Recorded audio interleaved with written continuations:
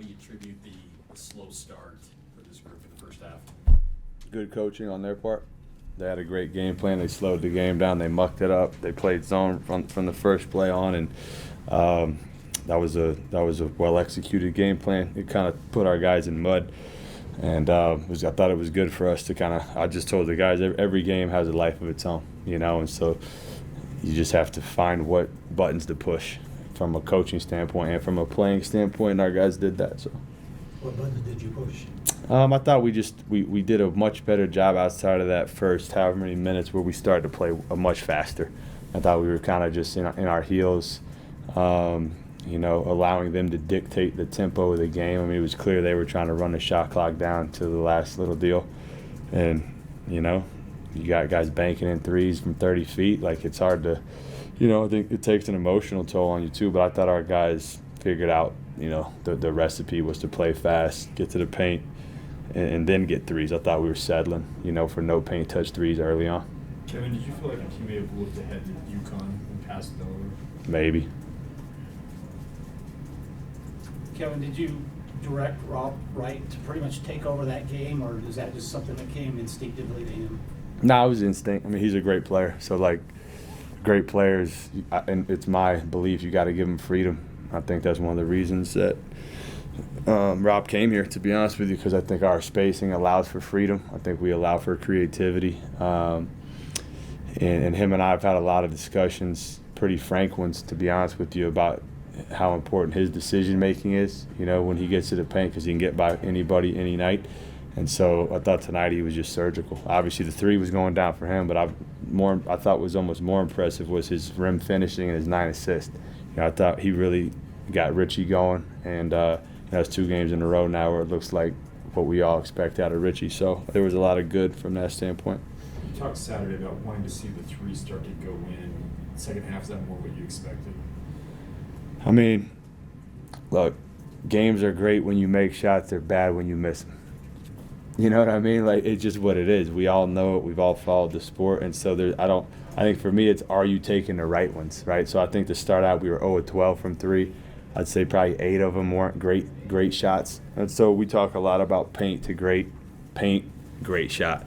And so tonight in the second half, I thought that was more in play, and that's how we got more of those threes up. And those go in. Through 3 games, has anything really surprised you about this group yet, or is it pretty much kind of what you thought you would get? I'm still learning this group, to be honest with you. Still really early in the season. So it's hard to say.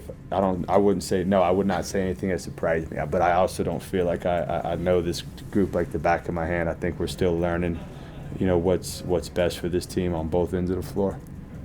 You had rebounded them 24-9 in the second half. Is that a point of emphasis to crash the glass? Yeah, it was a point of emphasis. Probably it was the biggest point of emphasis coming into the game. I was very disappointed with how we rebounded the ball to this point outside of the Carolina exhibition game, and so challenged our guys to impose our will on the glass. So, plus 19 on the glass. I think my analytics guy in there is doing cartwheels because we got back half of our misses, I think, on the offensive rebounding piece. I'll give you guys a little inside nugget. So the other day at I've been all over all these guys to rebound offensively, and so Rob Wright finally got his first offensive rebound. We shut practice down.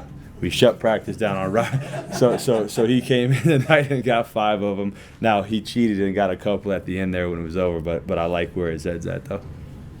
Did you leave him in to get that triple-double? I have clueless. I have no idea what the stats are during the game in terms of that. So did he get one? He was close. He was close. Yeah, he was close. Okay, that's probably why he was going so hard. Okay. I'll have to tease him every game and say, you almost have a triple-double, go rebound. You're 3 games and basically a week into it. What have you learned about your team? We have some really good players, honestly. And so, what can we do to continue to get these guys to play with each other and make each other better? I think that's the biggest challenge. I've been on a lot of teams that have had high-end talent, and sometimes it goes great and sometimes it doesn't. And I think the ones where it goes great is when they all play for each other. And so it's bigger. Our team, for me, it's like bigger than the scheme. It's bigger than the X's and O's.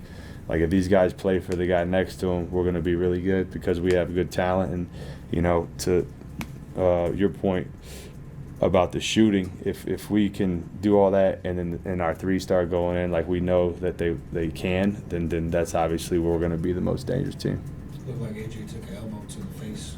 Yeah. I feel like he responded after that. Good. I mean, he's so grounded and nothing phases him, honestly. Like, I love that about him. For an 18-year-old kid, I mean, I just love his approach. He's super mature, and I thought he came in, I don't know if it was before or after that, but sometime during that moment, you know, he really got downhill.